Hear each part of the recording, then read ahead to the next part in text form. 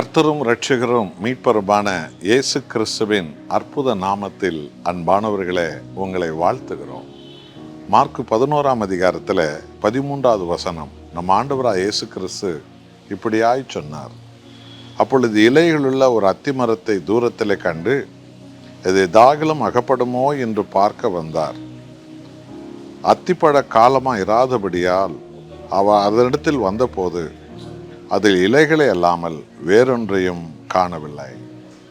இந்த வசனம் இன்றைக்கு பரிசுத்த தோமா அப்போஸ்தலர் எருசலேமிலே ஆவியானவரால் அபிஷேகம் பண்ணப்பட்டு ஆண்டவர் இயேசுவே மெய்யான தேவன் என்ற அந்த மாபெரும் சத்திய தேவனின் நற்செய்தி அறிவிக்க இந்தியாவுக்கு வந்து கேரளாவுக்கும் தமிழ்நாட்டுக்கும் எல்லையாக இருக்கிற திருவித்தாங்கோடு என்ற இடத்துல அவர் ஆலயத்தில் ஊழியம் செய்து அவர் முதல் ஆலயத்தை எழுப்பிய இடத்திலிருந்து ஒளிப்பதிவு செய்யப்படுகிறது.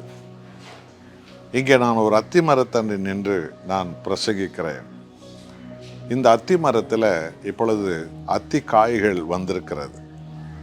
ஆனால் இந்த அத்தி மரத்தை சுற்றிலும் பெரிய பெரிய இலைகள் அதை மூடி இருக்கிறது. ஆண்டவர் இலைகளை கண்டுத்தான் பழம் இருக்குமா என்று வந்தாராம். என்றால் அத்தி மரத்தினுடைய இயற்கை சுவாபத்தை தேவன் எப்படி தந்தார் என்றால், அதில் காய் வரும்போது இலைகள் வரும். அந்த இலைகள் அந்த அத்தி காய்களை மறைத்து கொள்வதற்காக. இங்கே அத்தி காய்கள் இருக்கிறது. இன்னும் சில வாரங்களில் அது பழங்களாக மாறும். இது சுற்றிலும் இலைகள் இருக்கிறது.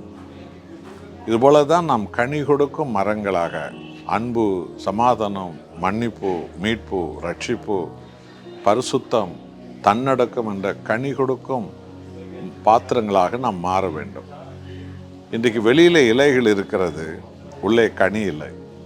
இன்றைக்கி நிறைய பேர் அப்படித்தான் வெளியில் பார்ப்பதற்கு நல்லவர்களாக, விசுவாசிகளாக, உத்தமர்களாக, நீதிமான்களாக, பரிசுத்தவான்களாக வெளியில் தெரியலாம்.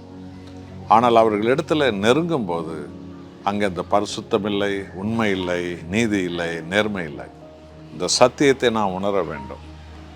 நாம் வெளியில் அநேக இலைகளோடு நாம் தொங்கிக் கொண்டிருப்பது பிரயோஜனமற்றது. நாம் கனி கொடுத்த மரங்களாக மாற வேண்டும். ஆகவே இந்த அத்தி மரத்தண்டை நின்று இந்த வசனத்துக்கு ஏற்ப நான் இந்த வசனத்தை பிரசங்கிக்கும்படி பரிசுத்தாவியானவர் என்னை நிரப்பியிருக்கிறார். ஆண்டவரே, நான் கனி கொடுக்கும் மரமாய் இருப்பேன். உமக்கு நான் கனி கொடுப்பேன். விசுவாச கனி, சாட்சியின் கனி, உத்தம கனி, உண்மையின் கனி, நீதியின் கனி, மன்னிப்பின் கனி, சமாதான கனி, பரிசுத்த கனி, எல்லாவற்றுக்கும் மேலாக இயேசு கிறிஸ்து எனும் கனியை நான் பிறருக்கு தருவேன் என்று சொல்லி நாம் ஒவ்வொருவரும் பரிசுத்த ஆவியானவரால் நாம் அதிகமாக பலப்படப்பட கிறிஸ்து இயேசுவை இந்தியாவெங்கும் அறிவிக்க கிராமங்கள் எல்லாம், தெருக்கள் எல்லாம் வருத்தத்தில், கண்ணீரில், துயரத்தில், துக்கத்தில், பாவத்தில், சாபத்தில் இருக்கிற பிசாசு பிடியில் இருக்கிற மக்களை விடுவித்து இயேசுவே மெய்யான தேவன் என்று அறிவிக்கிற கனி கொடுக்கும் மரங்களாக நாம் மாற அர்ப்பணிப்போமா? நாம் ஜெபிப்போம். அன்புள்ள பிதாவே, எங்கள் ஆண்டவர் இயேசுவையே நித்திய கனியாய் மனித குலத்துக்கு கொடுத்தீர். அந்த இயேசு எனும் நித்திய கனியை சாப்பிட்டவர்கள் நித்திய ஜீவனை பெற்றுக்கொள்கிறார்கள். இயேசு கிறிஸ்து எனும் அந்த அற்புத கனியை இந்தியாவில் உள்ள பல கோடி மக்களுக்கு கொடுக்க எங்களை அபிஷேகம் செய்திடும். தோமா பிரசங்கித்த திருவித்தாங்கோடு என்ற அந்த அலைய வளாகத்திலிருந்து இந்த செய்தியை நாங்கள் பேசுகிறோம். ஆண்டவரே, உமது ஆவியானவர் எங்களை நிரப்பட்டும். என்னோடு ஜெபிக்கிறவர்களை நம்முடைய சாட்சிகளாக மாற்றும்.